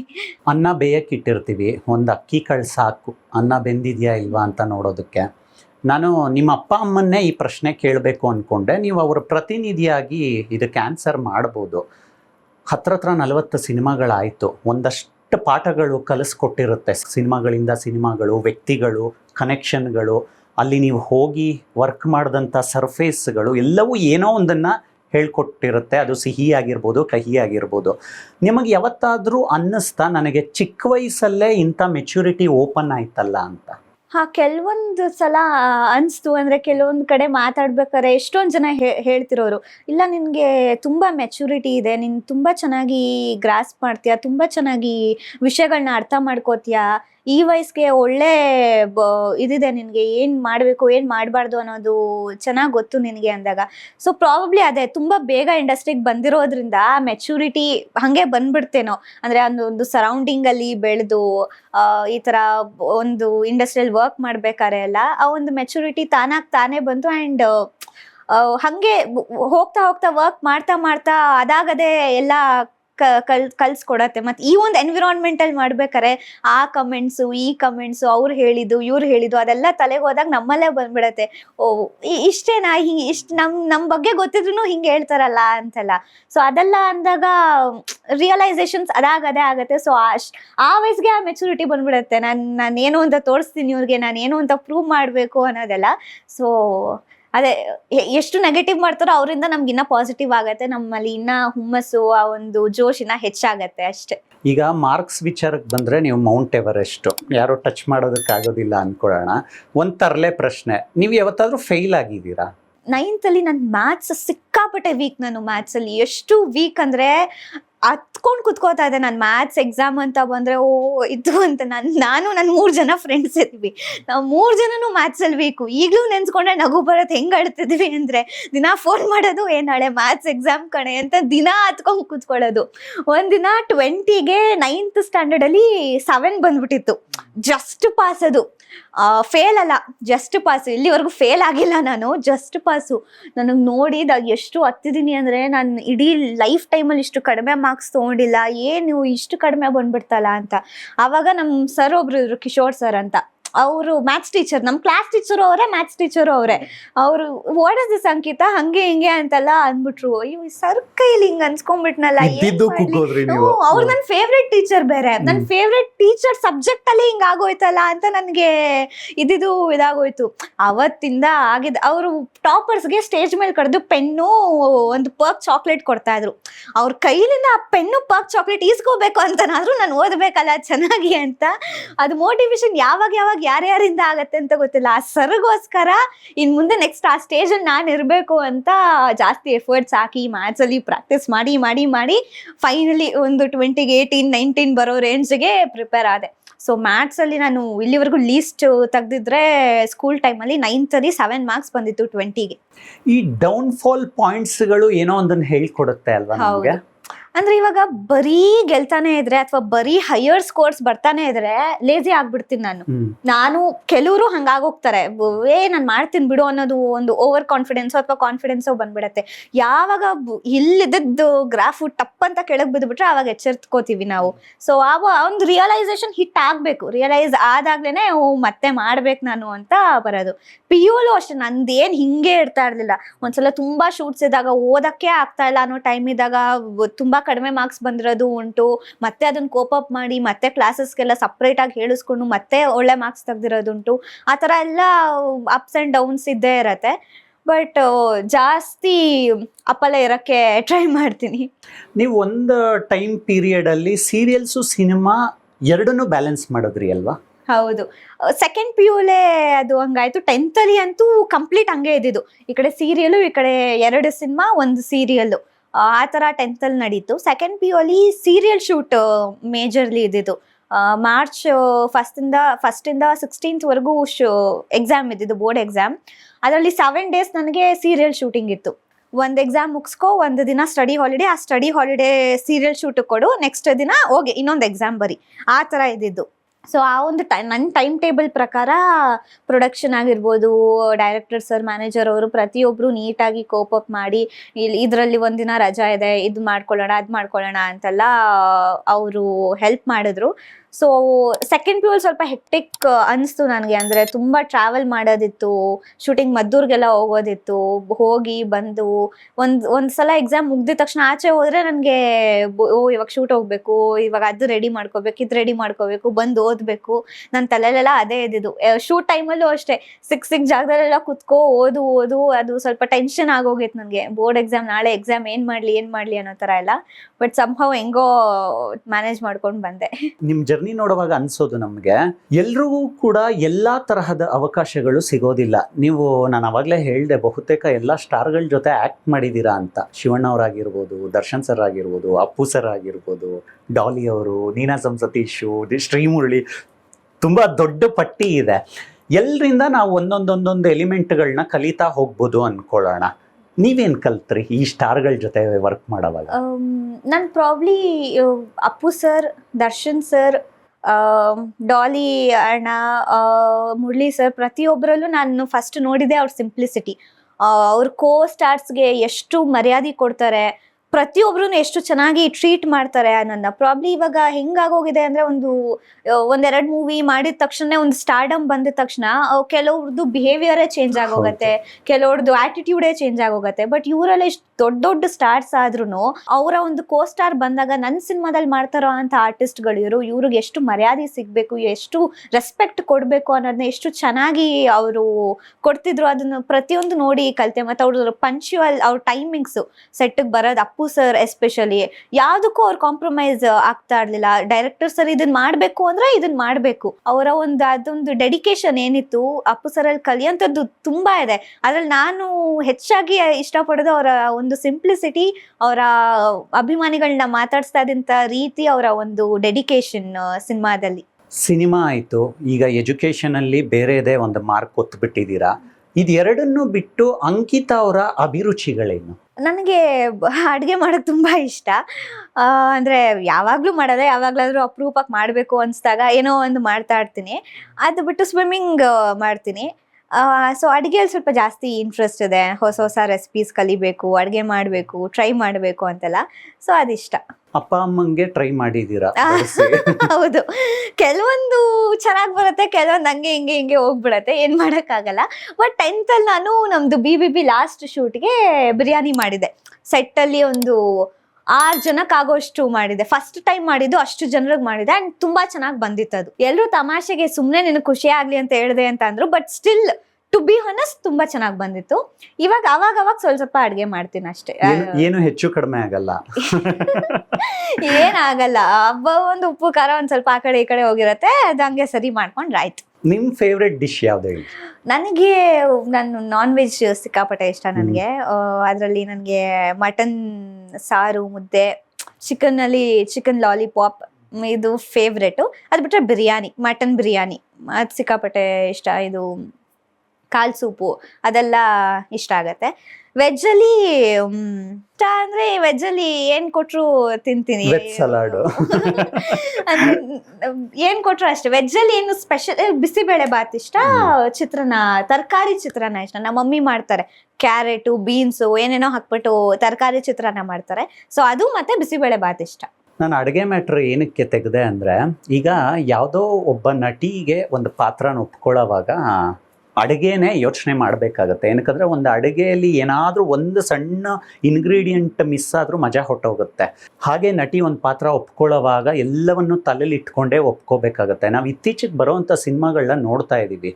ನಾನು ನಿಮ್ಮ ಟ್ಯಾಲೆಂಟನ್ನು ಕನ್ಕ್ಲೂಡ್ ಮಾಡೇ ಇದನ್ನು ಹೇಳ್ತಾ ಇರೋದು. ನಮ್ಮ ಕನ್ನಡದ ಟ್ಯಾಲೆಂಟ್ಗಳು ಬೆಳಿಬೇಕು ಅನ್ನೋವಂಥ ಒಂದು ಆಂದೋಲನ ಇತ್ತೀಚಿನ ವರ್ಷಗಳಲ್ಲಿ ಶುರುವಾಗಿದೆ.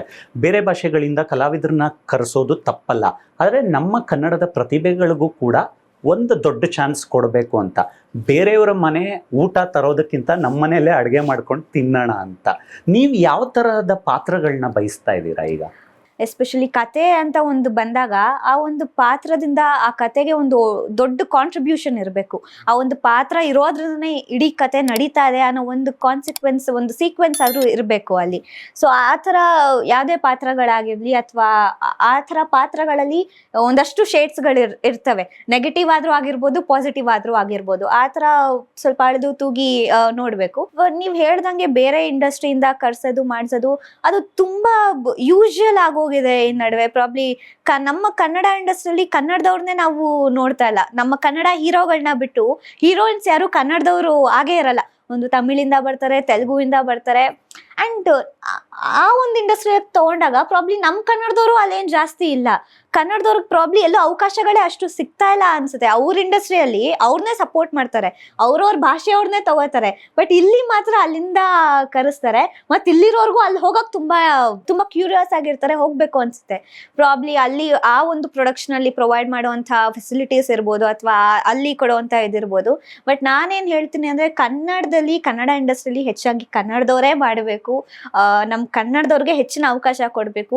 ಗೊತ್ತಿಲ್ದೇ ಇರೋ ಹೀರೋಯಿನ್, ಗೊತ್ತಿಲ್ದಿರೋ ಭಾಷೆ ಕಲ್ತು ಆ ಒಂದು ಎಕ್ಸ್ಪ್ರೆಷನ್ ನ ಹೇಳ್ಕೊಟ್ಟು ಮಾಡ್ಸಕ್ಕಿಂತ ನಮ್ ಕನ್ನಡದವ್ರಿಗೆ ಎಲ್ಲಾ ರೀತಿ ಪದಗಳ ಅರ್ಥ ಗೊತ್ತಿರತ್ತೆ, ಯಾವ್ದಕ್ಕೆ ಹೆಂಗ್ ಎಕ್ಸ್ಪ್ರೆಸ್ ಮಾಡ್ಬೇಕು ಅಂತ ಗೊತ್ತಿರತ್ತೆ. ಸೊ ರಿಸ್ಕೇ ಇರಲ್ಲ ಕನ್ನಡದವ್ರಿಗೆ ಹೇಳಿ ಸ್ಪೂನ್ ಫೀಡ್ ಮಾಡಿ ಹಿಂಗೆ ಹೇಳಿ ಹಂಗೆ ಹೇಳಿ ಅಂತ ಮಾಡ್ಸಕ್ಕೆ. ಸೊ ಹೆಚ್ಚಾಗಿ ನಮ್ಮವ್ರಿಗೆ ನಮ್ಮ ಜಾಗದಲ್ಲಿ ಅವಕಾಶ ಸಿಗ್ಬೇಕು. ಸಿಕ್ಕಿದ್ರೆ ಖುಷಿ. ನಾನು ಹಂಬಲ್ನೆಸ್ ಬಗ್ಗೆ ಕೇಳಬೇಕು ಅಂತಾನೆ ಬಂದೆ ನಾನು. ನೀವು ಕಾಗದ ಸಿನಿಮಾ ಮಾಡಿ ರಿಲೀಸ್ ಆಗೋ ಟೈಮಲ್ಲಿ ಒಂದ್ಸಲ ಮೀಟ್ ಆಗಿರ್ತೀರಾ, ನಮ್ಮ ಜೊತೆ ಇಂಟರ್ವ್ಯೂ ಮಾಡಿರ್ತೀವಿ, ತುಂಬ ವಿಷಯಗಳನ್ನ ಹೀಗೆ ಕೂತ್ಕೊಂಡು 1 to 1 ಡಿಸ್ಕಸ್ ಮಾಡಿರ್ತೀವಿ. ಹೇಳಿ ಟೈಮಿಗೆ ಕರೆಕ್ಟಾಗಿ ಬಂದಿರ್ತೀರಾ. ಅವತ್ತು ತುಂಬ ಜನ ಬರೋದಿಲ್ಲ, ಹಂಬಲ್ ಆಗಿರೋದಿಲ್ಲ. ನೀವು ಹೇಳಿದ್ರಿ 1-2 ಸಿನಿಮಾ ಮಾಡಿದ್ರೆ ಇತ್ತೀಚೆಗೆ ತಲೆ ನಿಲ್ಲೋದಿಲ್ಲ ಅಂತ. ಆ ಥರ ತುಂಬ ಜನ ನೋಡ್ತೀವಿ. ತುಂಬ ಬೇಜಾರಾಗುತ್ತೆ. ಅಂದರೆ ಹಿಂದೆ ಹೇಗಿರ್ತಾರೆ, ಇವಾಗ ಸಕ್ಸಸ್ ಬಂದಮೇಲೆ ಹೇಗೆ ಬದಲಾಗೋಗ್ತಾರೆ ಅಂತ. ನಮ್ಮ ಒಳಗಿರೋ ಹಂಬಲ್ನೆಸ್ನ ಕಾಪಾಡಿಕೊಳ್ಳೋದು ಹೇಗೆ? ಅಂಕಿತ್ ಅವ್ರು ಹೇಗೆ ನೋಡ್ತಾರೆ ಇದನ್ನು? ಪ್ರಾಬಬ್ಲಿ ನಾನು ಇಲ್ಲಿವರೆಗೂ ಬೆಳೆದಿರೋ ಎನ್ವಿರಾನ್ಮೆಂಟ್ ಅಲ್ಲಿ ನಾನೇನ್ ಸುಪೀರಿಯರ್ ಅಲ್ಲ. ಇವಾಗ ಹಂಬಲ್ ಆಗಿ ಇಲ್ದೆ ಆಟಿಟ್ಯೂಡ್ ತೋರ್ಸ್ಕೊಂಡಿರಕ್ಕೆ ಐ ಹ್ಯಾವ್ ಡನ್ ನಥಿಂಗ್. ನಂದು ಪ್ರಾಬ್ಲಿ ನಂದು ಆ ಪ್ರಶ್ನೆನೇ ಬರಲ್ಲ. ಬಟ್ ನಾನು ಬೆಳೆದಿರೋ ಒಂದು ವಾತಾವರಣದಲ್ಲಿ ಇಲ್ಲಿವರೆಗೂ ನಾನು ಆಕ್ಟ್ ಮಾಡಿರೋ ಆರ್ಟಿಸ್ಟ್ಗಳನ್ನ ಎಕ್ಸಾಂಪಲ್ ಆಗಿ ತಗೊಂಡ್ರೆ, ನಾನು ಇಲ್ಲಿವರೆಗೂ ಅಂತ ಆರ್ಟಿಸ್ಟ್ಗಳ ಜೊತೆ ಆಕ್ಟ್ ಮಾಡೇ ಇಲ್ಲ who shows lot of attitude or something. ನಾನು ಭೂಮಿಗೆ ಬಂದ ಭಗವಂತ ಮಾಡಿದ್ನಲ್ಲ, ನಾನು ಪ್ರಾಬಬ್ಲಿ ನಾನು ತುಂಬಾ ಗ್ರೌಂಡೆಡ್ ಆಗಿ ಡೌನ್ ಟು ಅರ್ತ್ ಆ ಥರ ನಾನು ಅಷ್ಟು ನನ್ನ ಮನಸ್ಸಲ್ಲಿ ಇವಾಗ ನನಗೆ ಅನ್ಸೋದು ಅವ್ರು ಆ ಥರ ಇರಬೇಕು ಆರ್ಟಿಸ್ಟ್ಗಳು ಅಂತ ಅನ್ಸೋದು ಭೂಮಿಗೆ ಬಂದ ಭಗವಂತದಲ್ಲಿ ನಾನು ವರ್ಕ್ ಮಾಡಿ ಆಚೆ ಬಂದ ಮೇಲೆ. ಯಾಕಂದ್ರೆ ಉಮೇಶ್ ತಾತ ಮಾಡ್ತಾ ಇದ್ರು. He is 80 years old. ಅವ್ರಿಗೆ ಅಷ್ಟು ವರ್ಷ, ಅವರು ತುಂಬಾ ಚಿಕ್ಕ ಹುಡುಗ ಇದ್ದಾಗ್ಲಿಂದಾನೇ ಅವರು ಆಕ್ಟಿಂಗ್ ಶುರು ಮಾಡಿದ್ದು. 70 ವರ್ಷ ಇಂಡಸ್ಟ್ರಿಯಲ್ಲಿ ವರ್ಕ್ ಮಾಡಿದವರು. ಅವರು ಬೆಳಗ್ಗೆ 6:30 ಟೈಮು ಅಂದ್ರೆ 6:30ಗೆ ಅವರು ರೆಡಿ ಇರ್ತಿದ್ರು. ರಾತ್ರಿ ಕಳ್ಸೋದು ನಮ್ದು ಒಂದೊಂದ್ಸಲ ತುಂಬಾ ಲೇಟ್ ಆಗ್ತಾ ಇತ್ತು ಶೂಟಿಂಗು. 10:30, 11 ಗಂಟೆ 12 ಗಂಟೆ ಆದ್ರೂ ನಮ್ ಶೂಟಿಂಗ್ ಸೆಟ್ ಅಲ್ಲಿ ಮಲ್ಕೊಳಕ್ಕಾಗ್ಲಿ ಅಥವಾ ರೆಸ್ಟ್ ಮಾಡಕ್ಕಾಗ್ಲಿ ಅಷ್ಟು ಫೆಸಿಲಿಟೀಸ್ ಇರ್ಲಿಲ್ಲ ಆ ಒಂದು ಲೊಕೇಶನ್ ಅಲ್ಲಿ. ಅವ್ರು ಒಂದು ದಿನಾನು ಕಂಪ್ಲೇಂಟ್ ಮಾಡದೆ ಎಷ್ಟು ಗಂಟೆಗೆ ಪ್ಯಾಕಪ್ ಮಾಡ್ತಾರೋ ಅಷ್ಟು ಗಂಟೆಗೆ ಮನೆಗೆ ಹೋಗ್ತಿದ್ರು. ಒಂದು ದಿನಾನು ಯಾಕೆ, ಏನು, ಎತ್ತ, ಏನು. ಅವ್ರು ಇಲ್ಲಿವರೆಗೂ ನಾನು ಜಾಸ್ತಿ ಅವರಲ್ಲಿ ಕೇಳಿರೋದು, ನನಗೆ ದುಡ್ಡು ಕೊಡ್ತಾರೆ, ನಾನು ಆಕ್ಟ್ ಮಾಡ್ತೀನಿ, ಇದು ನನ್ನ ಕೆಲಸ. ನನ್ನ ಕೆಲ್ಸಕ್ಕೆ ಅವರು ನನಗೆ ಕೊಡ್ತಾ ಇದ್ದಾರೆ, ನಾನು ಇನ್ನೇನು ಮಾತಾಡಂಗಿಲ್ಲ, ಇನ್ನೇನು ಕೇಳಂಗಿಲ್ಲ. ನಾನು ಬಂದ್ರೆ ನಾನು ಬೆಳಗ್ಗೆಯಿಂದ ರಾತ್ರಿವರೆಗೂ ಸುಮ್ಮನೆ ಕೂರಿಸಿ ಕಳಿಸ್ಲಿ, ನನಗೇನು, ನನ್ನ ಕೆಲ್ಸಕ್ಕೆ ನಾನು ಬಂದಿದ್ದೀನಿ, ನನ್ನ ಕೆಲ್ಸಕ್ಕೆ ನಾನು ಏನು ಮಾಡ್ಬೇಕು ಅದನ್ನ ಮಾಡಬೇಕು ಅಂತ ಅವರು. ಮತ್ತೆ ಇಲ್ಲಿವರೆಗೂ ಅವರೇ ಹೋಗ್ತಾರೆ, ಊಟ ಹಾಕ್ಸ್ಕೊಂಡ್ಬರ್ತಾರೆ, ಅವರೇ ಬರ್ತಾರೆ, ಏನಾದ್ರು ಇದೆಯಾ ಕೇಳ್ತಾರೆ. ಅಂದ್ರೆ ಅವರು ಅಷ್ಟು ದೊಡ್ಡ ದೊಡ್ಡ ಆರ್ಟಿಸ್ಟ್ಗಳಿಗೇನೆ ಅವ್ರವ್ರ ಕೆಲ್ಸನ ಅವ್ರವರೇ ಮಾಡ್ಕೋತಾರೆ. ಅಲ್ಲಿ ಅಪ್ಪ ಆಗಿರ್ಬೋದು, ನವೀನ್ ಕೃಷ್ಣ ಅಪ್ಪ, ಮತ್ತೆ ಕೃತಿಕಾ ಅವರು, ಪ್ರತಿಯೊಬ್ರು ದೇ ಆಲ್ ಆರ್ ಲೆಜೆಂಡ್ಸ್. ಎಷ್ಟು ಮೂವೀಸ್ ಅಪ್ಪ ಎಷ್ಟು ಮೂವೀಸ್ ಮಾಡಿದ್ದಾರೆ, ಡೈರೆಕ್ಷನ್ ಮಾಡಿದ್ದಾರೆ, ಪ್ರೊಡ್ಯೂಸರ್, ಸಿಂಗರ್, ಪ್ರತಿಯೊಂದು ಮಾಡಿದ್ದಾರೆ. ಬಟ್ ಅವರಲ್ಲಿ ನಾನು ಇಲ್ಲಿವರೆಗೂ ಯಾರು ಅಷ್ಟು ಆಟಿಟ್ಯೂಡ್ ತೋರ್ಸೋದಾಗ್ಲಿ ಅವೆಲ್ಲ ಮಾಡೇ ಇರಲ್ಲ. They all are humble. ಹೊಸದಾಗಿ ನಮ್ಮ ಸೀರಿಯಲ್ ಅಲ್ಲಿ ಯಾರ ಕ್ಯಾರೆಕ್ಟರ್ ಆರ್ಟಿಸ್ಟ್ ಬರ್ಲಿ ಅವ್ರಿಗೂ ಅಷ್ಟೇ ರೆಸ್ಪೆಕ್ಟ್ ಕೊಟ್ಟು ಅಷ್ಟು ಚೆನ್ನಾಗಿ ವೆಲ್ಕಮ್ ಮಾಡ್ತಾ ಇದ್ರು. ಅಲ್ಲಿ ನಮ್ಮ ಒಂದು ಸೆಟಲ್ ಹೆಂಗೆ ಅಂದ್ರೆ ಅವಾಗ ಯಾರಿಗೂ ಯಾವ ಅಸಿಸ್ಟೆಂಟ್ಗಳು ಇರ್ಲಿಲ್ಲ, ಯಾವ ಇದು ಇರ್ಲಿಲ್ಲ. ಅವ್ರವ್ರ ಕೆಲ್ಸನ ಅವ್ರವರೇ ಮಾಡ್ಕೋತಾ ಇದ್ರು. ಅವ್ರ ಕೆಲ್ಸನ ಮಾಡಕ್ ನಾವು ಹೆಲ್ಪ್ ಮಾಡ್ತಾ ಇದ್ವಿ. That was complete like a family. ಆ ಒಂದು ವಾತಾವರಣದಲ್ಲಿ ಅಷ್ಟು ದೊಡ್ಡ ದೊಡ್ಡ ಆರ್ಟಿಸ್ಟ್ಗಳ ಜೊತೆ ಹಂಗ್ ಬೆಳೆದು ನಾನು ಆಚೆ ಬಂದಾಗ ಕೆಲವೊಂದು ಕಡೆ ಇದನ್ನೆಲ್ಲ ನೋಡಿದಾಗ ನನ್ಗೆ ಅನ್ಸೋದು, ಎಷ್ಟೇ ಇದ್ ಮಾಡುದು, ಎಷ್ಟೇ ಹಿಂಗಾದ್ರೂ ಅವ್ರ ತರ ಹಂಬಲ್ ಆಗಿದ್ರೇನೆ people will treat us good. ಏನೇ ಅಹಂಕಾರ ಏನೇ ತೋರ್ಸಿದ್ರು ಎಷ್ಟು ದಿನ ಅಂತ ಅಬ್ಬಬ್ಬ ಇರತ್ತೆ ಅದು. So they all are my actual inspiration, humble ಆಗಿರ್ಬೇಕು ಅನ್ನೋದಕ್ಕೆ. ಸೊ ಭೂಮಿಗೆ ಬಂದ ಭಗವಂತ ಟೀಮ್ ಫಾರ್ ಎವರ್ ನನಗೆ ಎಷ್ಟೇ ಪ್ರಾಜೆಕ್ಟ್ಸ್ ಮಾಡಿದ್ರು ಆ ಟೀಮ್ನ ನನ್ನ ತಲೆಯಲ್ಲಿ ಇಟ್ಕೊಂಡು, ಅವ್ರಿದ್ದಂಥ ರೀತಿನ ನನ್ನ ತಲೆಯಲ್ಲಿ ಇಟ್ಕೊಂಡು ಎಲ್ಲಾ ಕಡೆ ಕೆಲಸ ಮಾಡಕ್ ಇಷ್ಟಪಡ್ತೀನಿ. ಬಾಲಿವುಡ್ನ ದಂತಕತೆ ಶ್ರೀದೇವಿಯವರು ಕೂಡ ಒಂದು ಸಮಯದಲ್ಲಿ ಬಾಲನಟಿಯಾಗಿ ಇಂಡಸ್ಟ್ರಿಗೆ ಕಾಲಿಟ್ಟಿರ್ತಾರೆ. ಯಾರಿಗೂ ಗೊತ್ತಾಗಲ್ಲ. ವಿ ಆಲ್ ನೋ, ಸಡನ್ ಆಗಿ ಇವರು ಮುಂದೆ ಬೆಳೆದು ಏನಾಗ್ತಾರೆ ಅಂತ ಯಾರಿಗೂ ಕೂಡ ಭವಿಷ್ಯ ಹೇಳೋದಕ್ಕೆ ಸಾಧ್ಯ ಇಲ್ಲ. ನೀವು ಚಿಕ್ಕ ವಯಸ್ಸಿಂದ ಜರ್ನಿ ಶುರು ಮಾಡಿದ್ದೀರಾ. ನಿಮಗೆ ತುಂಬಾ ಐಡಲೈಸ್ ಅನ್ಸೋ ಅಂತ ನಟಿಯರು ಯಾರು? ನಾನು ತುಂಬಾ ಇಷ್ಟಪಟ್ಟು, ನನಗೆ ಪ್ರೇಮ ಮ್ಯಾಮ್ ತುಂಬಾ ಇಷ್ಟ, ಮಂಜುಳಾ ಮ್ಯಾಮ್ ಇಷ್ಟ.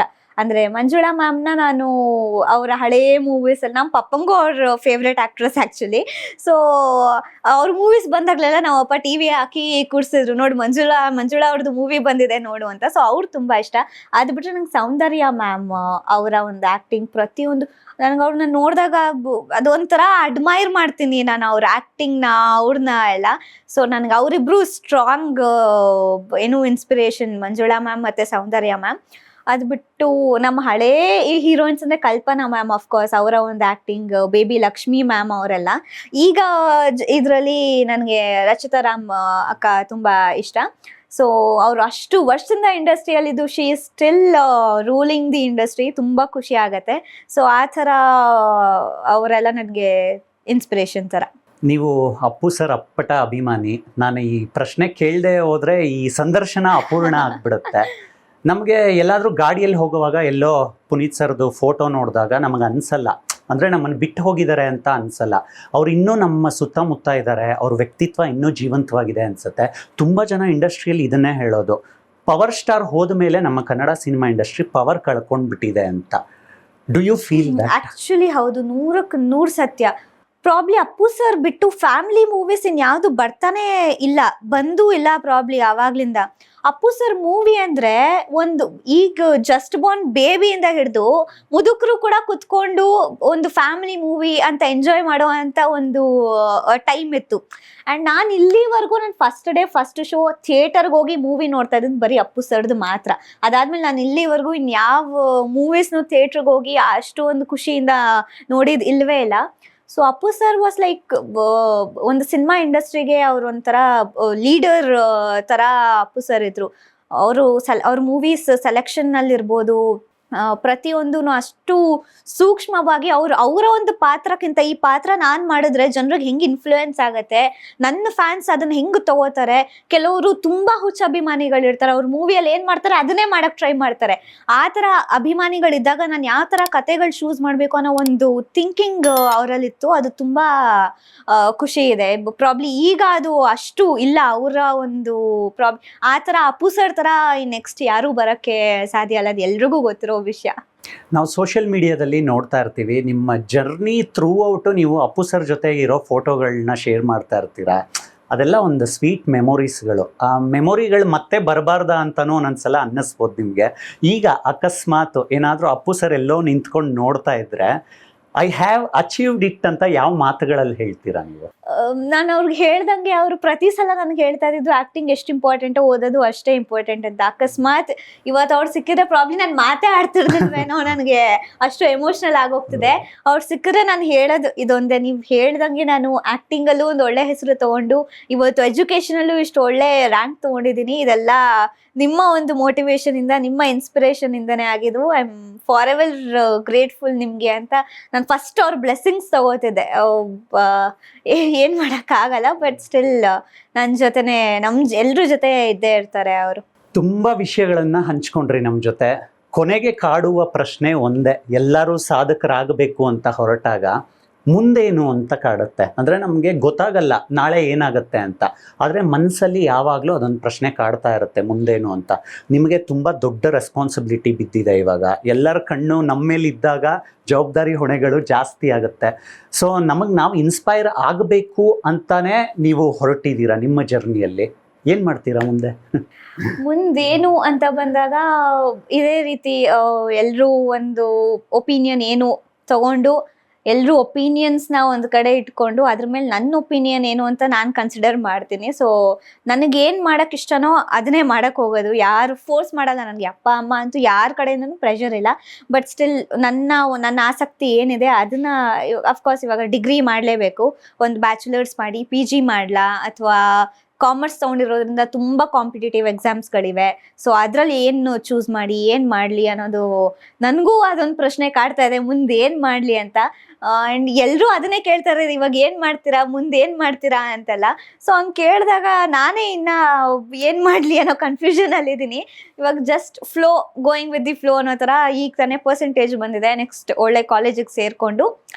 ಬಟ್ ಅದೇ ನಾರ್ಮಲಾಗಿ ಒಂದು ಡಿಗ್ರಿ ಮಾಡಿ ಮುಗಿಸೋದಕ್ಕಿಂತ ನನಗೆ ಒಂದು ಒಳ್ಳೆ ಪೊಸಿಷನ್ಗೆ ಹೋಗಬೇಕು. ಪ್ರೊಫೆಷನ್ಲಿ ನಾನು ಇನ್ನೂ ಆ್ಯಕ್ಟಿಂಗ್ ಅನ್ನೋದನ್ನ ಚೂಸ್ ಮಾಡಿಲ್ಲ. ಪ್ಯಾಷನ್ ಥರನೇ ಮಾಡ್ಕೊಂಡು ಹೋಗ್ತಾ ಇದ್ದೀನಿ. ಬಟ್ ಪ್ರೊಫೆಷನ್ ಅಂತ ಬಂದಾಗ ಸ್ಟೇಬಲ್ ಆಗಿರುವಂಥ ಒಂದು ಪ್ರೊಫೆಷನ್ನ ಅಫ್ಕೋರ್ಸ್ ಚೂಸ್ ಮಾಡಲೇಬೇಕು. ಸೊ ಆ ಥರ ಬಂದಾಗ ನನಗೆ ಏನು ಕೆಲಸ ಮಾಡಬೇಕು ಅಂತ ನನ್ನ ತಲೆಯಲ್ಲಿ ಯಾವತ್ತಾದರೂ ಬಂದರೆ, ನನಗೆ ಮುಂಚೆ ಡಾಕ್ಟರ್ ಆಗಬೇಕು ಅನ್ನೋ ಒಂದು ಆಸೆ ಇತ್ತು. 4 ಜನಕ್ಕೆ ಸೇವೆ ಮಾಡಬೇಕು, ಡಾಕ್ಟರ್ ಆಗಬೇಕು ಅಂತೆಲ್ಲ. 8th ಸ್ಟ್ಯಾಂಡರ್ಡ್ ಬಂದಮೇಲೆ ಸೈನ್ಸ್ ಸಿಲೆಬಸ್ ಎಲ್ಲ ನೋಡಿ ನನಗೆ ಇಂಟ್ರೆಸ್ಟೇ ಹೋಗ್ಬಿಡ್ತು ಸೈನ್ಸ್ ಮೇಲೆ. ಹಂಗೆ ಅದು ಇಂಟ್ರೆಸ್ಟ್ ಬರಲೇ ಇಲ್ಲ ಆಮೇಲೆ. ಸೊ ಇವಾಗ ನಾನು ಕಾಮರ್ಸ್ ತೊಗೊಂಡಿರೋದ್ರಿಂದ ನಾನು ಯಾವ ಥರ ಪ್ರೊಫೆಷನ್ ಚೂಸ್ ಮಾಡಬೇಕು ಅಂದರೆ, ನನ್ನಿಂದ ಒಂದು 4 ಜನರಿಗೆ ಒಳ್ಳೇದಾಗಬೇಕು. ಆ ಒಂದು ಪೊಸಿಷನಲ್ಲಿ ನಾನು ಇದ್ದೀನಿ ಅಂತಂದರೆ, ಇವರಿದ್ರೆ ನಮಗೆ ಒಳ್ಳೇದಾಗತ್ತೆ, ನಮಗೊಂದು ಪಾಸಿಟಿವ್ ಆಗಿ ಎಲ್ರಿಗೂ ಪಾಸಿಟಿವ್ ಫೀಲ್ ಆಗಬೇಕು. ಸೊ ಆ ಥರ ಒಂದು ಒಳ್ಳೆ ಪ್ರೊಫೆಷನ್ಗೆ ಹೋಗಬೇಕು. ನನ್ನಿಂದ ಆದಷ್ಟು ಎಷ್ಟು ಜನರಿಗೆ ಒಳ್ಳೇದು ಮಾಡೋಕ್ಕಾಗತ್ತೆ, ಎಷ್ಟು ಜನರಿಗೆ ಪಾಸಿಟಿವ್ ವೈಬ್ಸ್ ಕೊಡೋಕ್ಕಾಗತ್ತೆ, ಆ ಒಂದು ಪ್ರೊಫೆಷನ್ ಚೂಸ್ ಮಾಡಬೇಕು. ಸೊ ನೋಡೋಣ ಮುಂದೆ ಹೆಂಗೆ ಕರ್ಕೊಂಡು ಹೋಗ್ತಾನೆ, ಏನಾಗತ್ತೆ ಎಲ್ಲ ಅವ್ರ ಮೇಲೆ ಬಿಟ್ಬಿಟ್ಟಿದ್ದೀವಿ. ಸೊ ತುಂಬ ಕ್ಯೂಟಾಗಿ ಸ್ವೀಟಾಗಿ ಇಷ್ಟೊತ್ತು ನಮ್ಮ ಜೊತೆ ಮಾತನಾಡಿದ್ರಿ. ಇಂಟರ್ವ್ಯೂ ಆದಮೇಲೆ ನೀವು ನಮಗೆ ಸ್ವೀಟ್ ಕೊಡಲೇಬೇಕು. Thank you so much for your time. Thank you so much. ನೋಡಿದ್ರಲ್ಲ ವೀಕ್ಷಕರೇ, ವಯಸ್ಸು ಚಿಕ್ಕದು, ಸಾಧನೆ ದೊಡ್ಡದು. One and only Ankita Jayaram. ನಿಖರವಾದ ಪ್ರಖರವಾದ ಸುದ್ದಿಗಾಗಿ ನೋಡ್ತಾ ಇರಿ ಕರ್ನಾಟಕ ನ್ಯೂಸ್ ಬೀಟ್. ನ್ಯಾಯ ನಮ್ಮೊಂದಿಗೆ, ನಾವು ನಿಮ್ಮೊಂದಿಗೆ. ನಮಸ್ಕಾರ. ಕರ್ನಾಟಕ ನ್ಯೂಸ್ ಬೀಟ್ ಫಾಲೋ ಮಾಡಿ, ಸಬ್ಸ್ಕ್ರೈಬ್ ಮಾಡಿ.